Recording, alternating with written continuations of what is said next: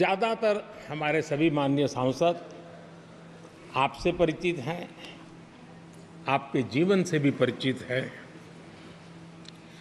और पिछली बार मैंने इस सदन में आपके संबंध में काफ़ी कुछ बातें रखी भी थी और मैं आज उसको दोहराना नहीं चाहता हूं, लेकिन मैं एक सांसद के रूप में और हम सभी सांसद के रूप में आप जिस प्रकार से एक सांसद के नाते काम करते हैं, ये भी जानने योग्य है और बहुत कुछ सीखने योग्य है। मुझे विश्वास है कि आपकी कार्यशैली एज अ सांसद भी हमारे जो फर्स्ट टाइमर सांसद हैं, हमारे युवा सांसद हैं, उनको जरूर प्रेरणा देगी। आपने अपने कार्यक्षेत्र में, संसदीय क्षेत्र में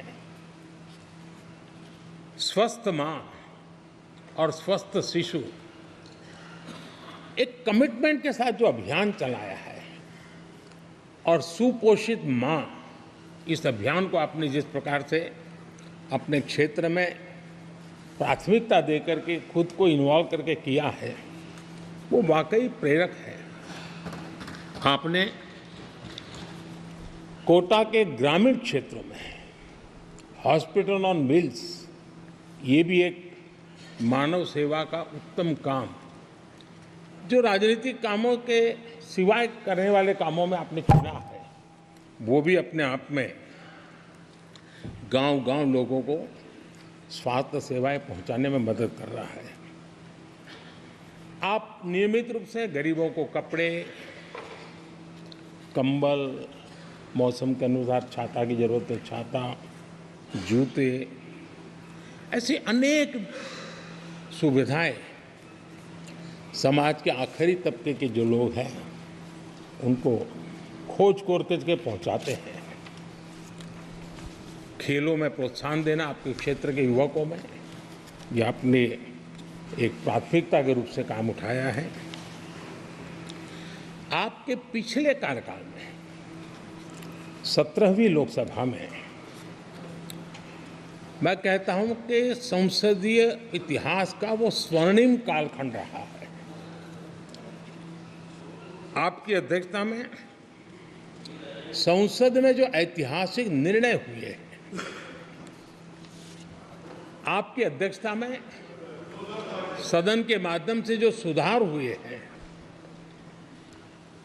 ये अपने आप में एक सदन की भी और आपकी भी विरासत है। और भविष्य में 70वीं लोकसभा के संबंध में जब विश्लेषण होंगे, उसके विषय में लिखा जाएगा,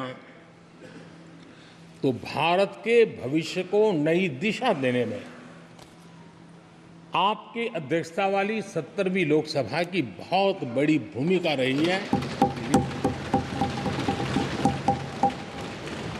आदरणीय अध्यक्ष जी, 17वीं लोकसभा में नारी शक्ति वंदन अधिनियम 2023, जम्मू कश्मीर पुनर्गठन विधेयक, भारतीय न्याय संहिता, भारतीय साक्ष्य बिल, भारतीय नागरिक सुरक्षा संहिता, सामाजिक सुरक्षा संहिता, digital personal data protection bill, Muslim महिला विवाह अधिकार संरक्षण विधेयक,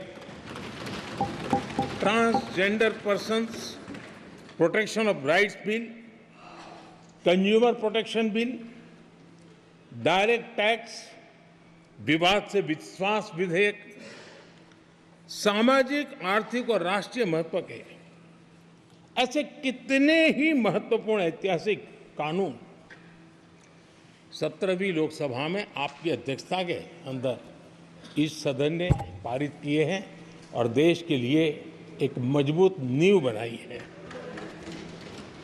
जो कार्य आजादी के 70 साल में नहीं हुए, आपकी अध्यक्षता में इस सदन ने इसको करके दिखाया। आदरणीय अध्यक्ष जी, लोकतंत्र की लंबी यात्रा में कई पड़ाव आते हैं।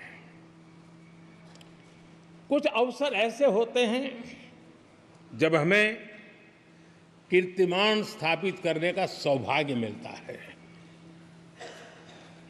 17वीं लोकसभा में उपलब्धियां, मुझे पूरा विश्वास है देश आज भी और भविष्य में उसका गौरव करेगा। आज देश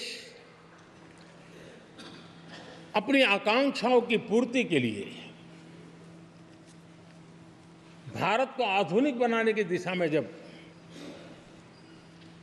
हर तरह से प्रयास हो रहे हैं, मैं मानता हूं कि ये नया संसद भवन भी अमृतकाल के भविष्य को लिखने का काम करेगा और वो भी आपकी अध्यक्षता में।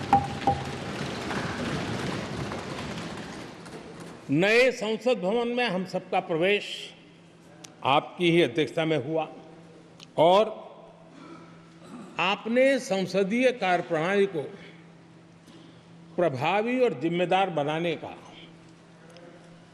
कई महत्वपूर्ण फैसले लिए हैं और इसलिए लोकतंत्र को मजबूती देने में मदद मिली है।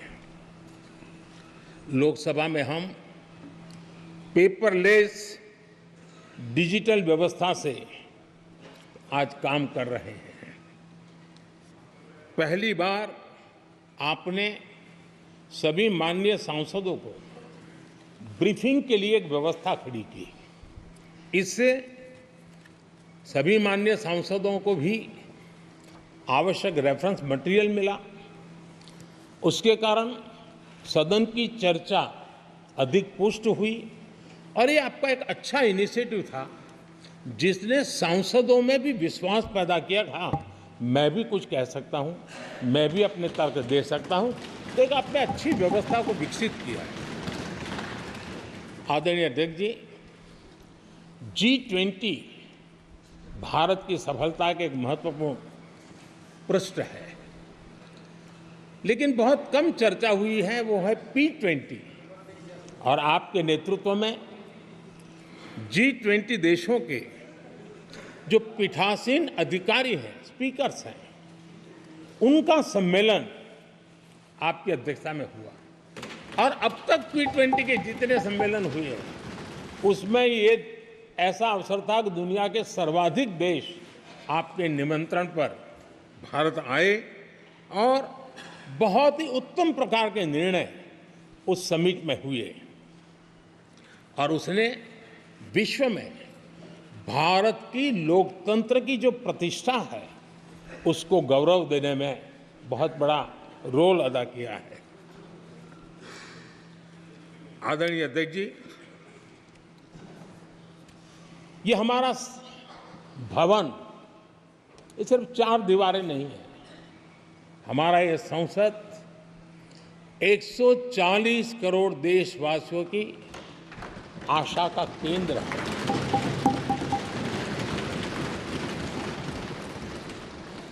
संसद की कार्यवाही, जवाबदेही और आचरण हमारे देशवासियों के मन में लोकतंत्र के प्रति जो उनकी निष्ठा है उसको और अधिक मजबूत बनाता है। आपके मार्गदर्शन में 17वीं लोकसभा उसकी प्रोडक्टिविटी 25 साल के हाईएस्ट लेवल पर 97% रही और इसके लिए सब माननीय सदस्य तो अभिनंदन के अधिकारी हैं, लेकिन आप विशेष अभिनंदन के अधिकारी हैं। कोरोना जैसे मुश्किल कालखंड में आपने हर सांसद से व्यक्तिगत फोन पर बात करके उनका हाल पूछा। कहीं किसी सांसद की बीमारी की खबर आई तो आपने सदन के अध्यक्ष के नाते व्यक्तिगत रूप से उसकी चिंता की और वो सभी दल के सांसदों से जब मुझे सुनने को मिलता था मुझे बड़ा गर्व होता था कि जैसे आप इस सदन के परिवार के मुखिया के रूप में उस कोरोना कालखंड में भी व्यक्तिगत चिंता करते थे। कोरोना काल में भी आपने सदन का काम रुकने नहीं दिया। सांसदों ने भी आपके हर सुझाव को सर आंखों पे चढ़ाया। किसी को ऊपर बैठने के लिए कहा तो वो वहाँ जाके बैठा, किसी को दूसरे जगह पे जाके बैठने के लिए कहा तो वो भी बैठा। लेकिन देश के काम को किसी ने रुकने नहीं दिया। लेकिन आपने ये जो फैसले किए उसका परिणाम है कि हम उस कठिन कालखंड में भी कार्य कर पाए। और ये खुशी की बात है कि कोरोना काल में सदन ने 170% प्रोडक्टिविटी, ये अपने आप में दुनिया के लिए एक बहुत बड़ी खबर है। आदरणीय अध्यक्ष जी, हम सब चाहते हैं कि सदन में आचरण, सदन के नियमों का पालन हम सब करें। और आपने बड़े सटीक तरीके से, संतुलित तरीके और कभी कभी कठोरता के साथ भी फैसले लिए हैं। मैं जानता हूं कि ऐसे निर्णय आपको पीड़ा भी देते हैं, लेकिन सदन की गरिमा और व्यक्तिगत पीड़ा में आपने सदन की गरिमा को पसंद किया और सदन की परंपरा को बनाने का प्रयास किया। ये साहसपूर्ण काम के लिए भी आदरणीय अध्यक्ष जी, आप अभिनंदन के अधिकारी हैं। मुझे विश्वास है आदरणीय अध्यक्ष जी, आप तो सफल होने ही वाले हैं, लेकिन आपकी अध्यक्षता में यह 18वीं लोकसभा भी बहुत सफलतापूर्वक देश के नागरिकों के सपनों को पूर्ण करेगी। मैं फिर एक बार आपको इस महत्वपूर्ण दायित्व के लिए और देश को विकास की नई ऊंचाइयों पर ले जाने वाले इस सदन की अध्यक्षता के लिए हृदय से बहुत बहुत शुभकामनाएं देता हूं, बहुत बहुत बधाई देता हूं। Shri Rahul Gandhi ji.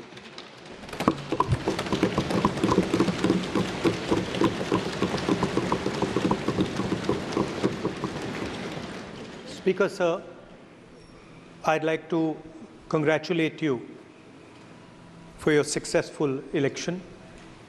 For the second time that you have been elected, I'd like to congratulate you on behalf of the entire opposition, on behalf of the India Alliance.